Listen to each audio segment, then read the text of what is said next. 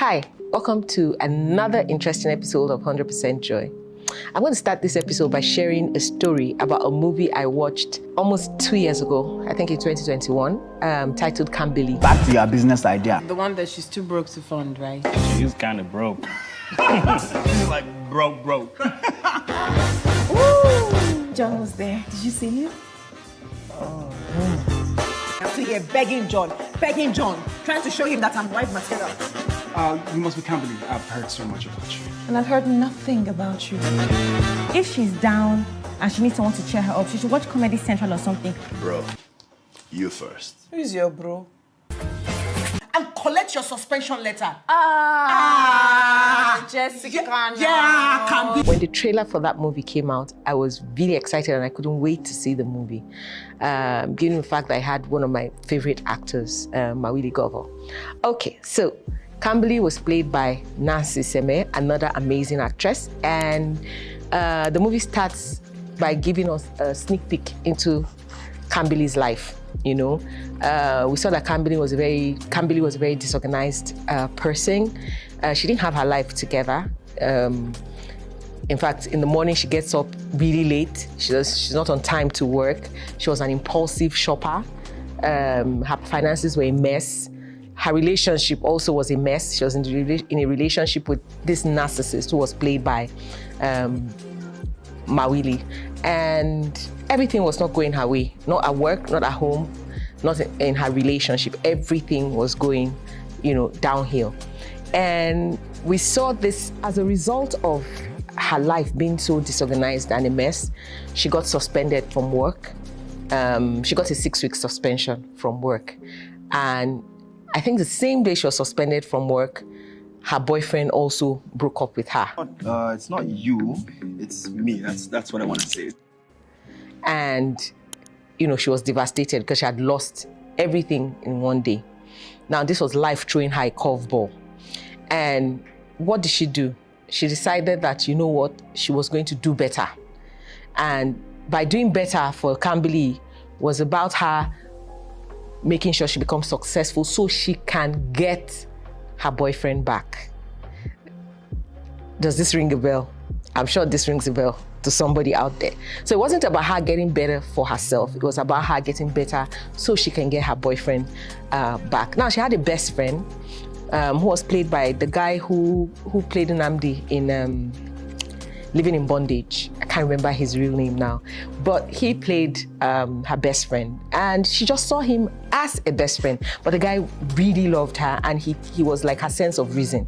So he always was there to talk to her, was always there to pick her up and all that. And then when he finally thought that she was getting on the path of finding herself, by saying, oh, you know what, I'm going to do better. I'm going to, get up and become successful. I'm not going to let everything that's happened to me keep me down. And he was so excited that, okay, finally she's getting it together. And she says she's going to get it together so she can win her ex back. I mean, you can imagine how disappointed the guy was that, this one hasn't learned a thing. Now, this is the situation with a lot of people, a lot of us in life. Everyone goes through rejection at some point or the other in their lives. But the truth is, what do we do with it? Do we see it as life saying you're going on the wrong path or you're losing your way and life is throwing you a test or a curveball to redirect you back to where you're supposed to be or what you're supposed to do? Do we see it as a test that prepares us for the life that we deserve or the life that we desire? Or do we just see it as, oh no, I'm being rejected. I must do what I can to make sure that the same person or the same thing that that is rejecting me must accept me? Is that how we play it out?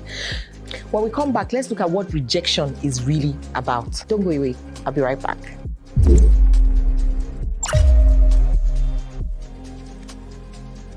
Hi, welcome back. Okay, before we go on, if you haven't subscribed to my channel, now hit that red button and turn on your notifications so when I post a new episode, you'll be the first to know. Now that done, let's get back to our conversation. Today, I want to talk about rejection. Now, there's a Camberley in every one of us. If you doubt me, think about it. Have you ever tried to either make yourself lighter in complexion or darker in complexion because your partner left you for a lighter or a darker person? Have you ever joined a gym to either lose weight or get ripped? Your partner went for somebody who was slimmer or, who had abs? Or have you ever, tried to achieve something, not because you really think you deserve to achieve that success, but because you want to prove to somebody or some people that you can do better or you can be better than them? I'm sure this rings a bell. Now, if you've done any of those things, then it means that there's a Camberley in every one of us, because at every point in our lives, every one of us has gone through rejection in one way or the other, believe it or not. Either in relationship, where we went to, look for a job, where we applied for employment, or, even with friends. But at every point in time in our lives, we have experienced rejection in one way or the other. But you see, the question is, how do we handle rejection? Do we see it as a bad thing? Because rejection is not a bad thing. Rejection is redirection. It is life nudging you in the right direction, saying, you know what, you have lost your way and you need to get back on track. That is what rejection is. Rejection is life throwing you a curveball to say, you know what, you want this life, you deserve this life, but you need to be able to handle this. You need to be able to get through this test for you to be able to have the life you desire. Rejection is life telling you it's time to grow up. That is what rejection is. But you see, at the end of the day, everything about life has to do with perspective. How do you see what you're dealing with? How do you see what you're going through? That is the question. Do you see it as, oh, you know what, my life has come to an end. Oh, he broke up with me. I'll never find love again. I'll never do this again. I'm sure there are a lot of us who have, been down that road. But today you are either happily married or you've moved on with life or you've grown from that experience. And there are a lot of people who lost their jobs and thought, oh, this is the end of the world. I will not be able to get. But today you're probably doing great as an entrepreneur.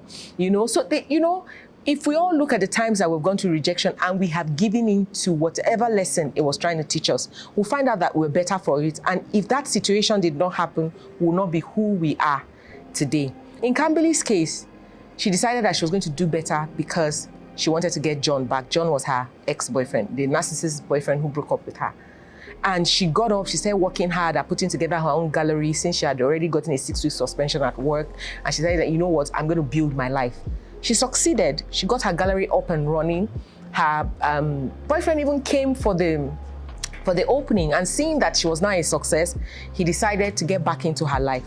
With all the warnings from her friend, the other guy, she still, because the goal was getting that relationship back. It means that Camberley hadn't learned from her experience. Whatever rejection was trying to teach her, she hadn't learned it. So she went back to the guy. Now, it took her forcing a marriage proposal out of him, because all she wanted was to get married, settle down, have a family with John. It took her forcing a marriage proposal out of him, opening her gallery, seeing his folly. You actually, whether you like it or not, when you give yourself to growth, whether it's for the right reason or the wrong reason, eventually your eyes will be opened. The scales will fall off and you see that, you know what, I'm better for it. Because growth puts you at the point where you begin to see your folly. You begin to see that you deserve better. For her to see that, you know what, John wasn't even good enough for her. So it took growth for her to see that what she had been looking for all the while in the wrong places was right in front of her. And in the end, she found out that her best friend was the love of her life. And well, you know how those stories go. They lived happily ever after. So you see, what you seek is seeking you. That was said by Rooney, the poet. He's amazing. I love his work. What you seek is seeking you. So whatever you want out of life is also seeking you.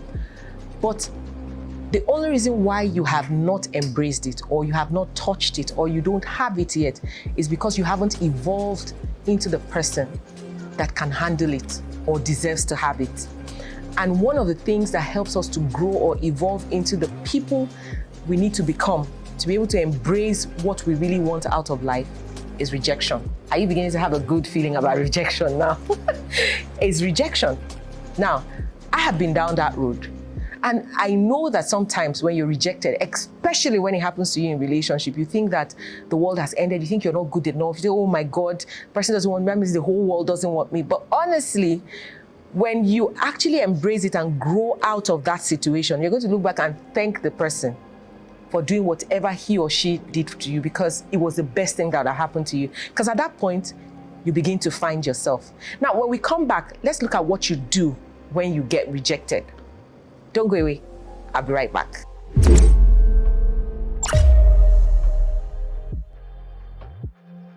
Hi, Hi, welcome back. So we've been talking about rejection, and I'm sure that you guys are beginning to have a good feeling about it. I'm hoping that there's somebody out there who is watching this right now, who has probably gone through some form of rejection. It might not even be in relationship. It might be with your job. It might be with your friend. It might be anything. But if you're out there and you're watching this right now, and you're going through some form of rejection, I need you to know that this is one of the best things that could have happened to you in your lifetime, because your life is about to begin. Believe me, I can tell you that for free because I've been down that road. Now, what do you do when you're rejected? Now, what rejection does for you is that it gives you some time to pause and take inventory of your life. It also gives you time to pause and take inventory of your ideas or the things that you're working on. So say you take a proposal somewhere and then you're turned down, you're rejected. Now, that's not the time for you to gloat or say, oh, I'm giving up on this, I'm not doing this again because it didn't work out. No, it's time for you to go back to the drawing board and say, you know what would I have done better? What is this teaching me? What am I meant to learn from this? What am I supposed to do with this? Sometimes you find out that rejection is not even because your work was not good enough. It's because you are better than what you were going for. Maybe it was time for you to take the bull by the horn and do it yourself, your way. Because the world has a way of telling you always that there's a way things are done. If you don't do it this way, then it's not happening. But you also know that sometimes your soul is nudging you in a different direction. Your soul is nudging you to be a trailblazer or a pathfinder. You understand? It's nudging you to create something new, to be an innovator, to do things differently for once, to do it different from what the norm is. But sometimes out of fear of being, rejected, yes, fear of the unknown, and fear of of people not accepting what we're bringing, we want to reduce ourselves, make ourselves really small and go with what people are used to or what people regularly do. We want to go with the crowd. We want to go with what is the trend, the norm, whatever is the regular. Rejection is a way of life telling you, you know what, I have set you aside for something bigger and better. And you can do this. You probably don't need that channel you're trying to go through. Now, if it's in relationship that you're being rejected, trust me, it's because life knows that there's something better out there for you, and life needs you to grow into the person that can embrace that thing that it has for you.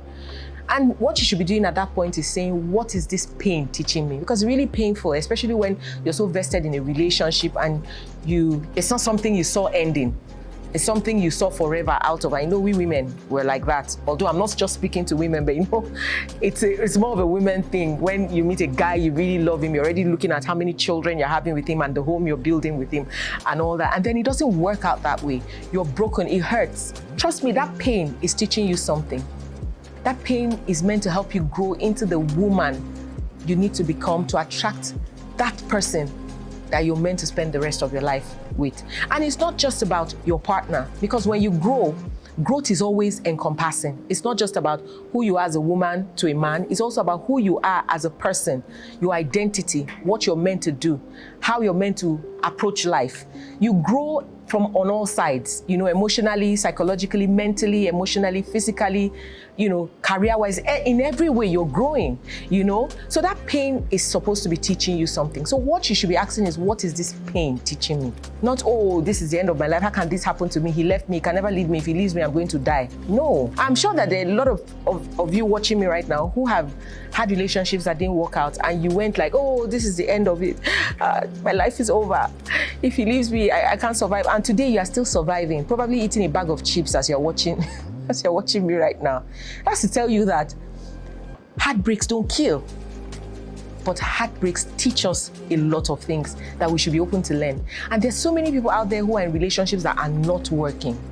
They know that life is already nudging them to move forward, but because of the fear of the unknown, you don't know what is on the other side of what you're used to. Just like Camberley wanted to stay with what she was used to. She wanted to stay with a person she had invested time with, and that's one of the mistakes we make. We go like, oh, I've spent 2 years here, I've spent 1 year, I've spent 5 years, I've spent 9 years. Where am I going? How am I going to start all over again? Trust me.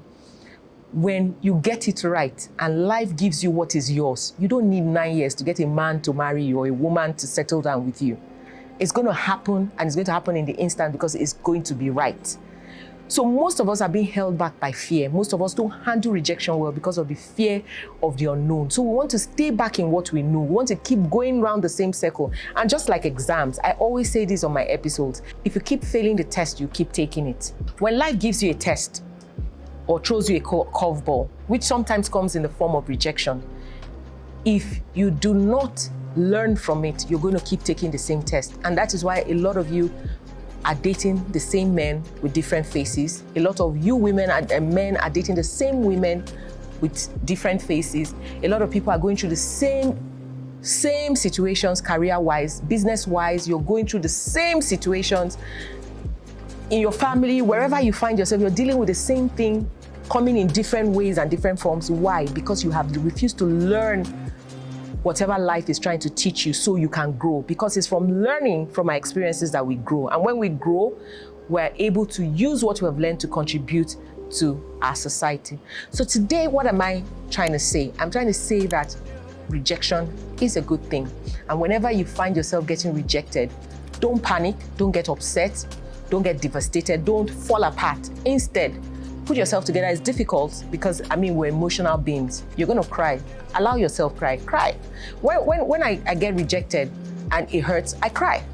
I go through all the emotions I need to go through, whether it's at work, it's in, wherever I find myself rejected. I will express the emotions I should feel, but I do not dwell there. I move on to trying to learn what it is teaching me.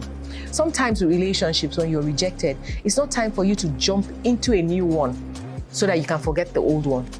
Now, getting into those rebound relationships never give you an opportunity to learn. So you go and start the same circle again. It's time for you to take a break, pause, and take an inventory. Go into yourself, take some time off, and figure out what it is that you need to work on, what it is that you need to fix, what you need to get right. It teaches you to take responsibility for the things that you deal with in your life. Because trust me, whatever you go through, you have a larger share of the responsibility for why it happened and why it shouldn't happen again. Even if you didn't, even if it wasn't your fault that it happened. Now, it becomes your fault if you don't take responsibility to make sure that it doesn't happen to you again. Because one of the things that we learn from bad situations or from rejection is what we do not want in our lives. Even if you haven't figured out what you want, you would have figured out what you don't want. But you see, for you to learn that, you need to let go of the emotions, let go of the fear, let go of the, the clinginess. I'm hanging on to this no matter what. There are people like that who say, it's not working, it's horrible, but I'm going to stay there.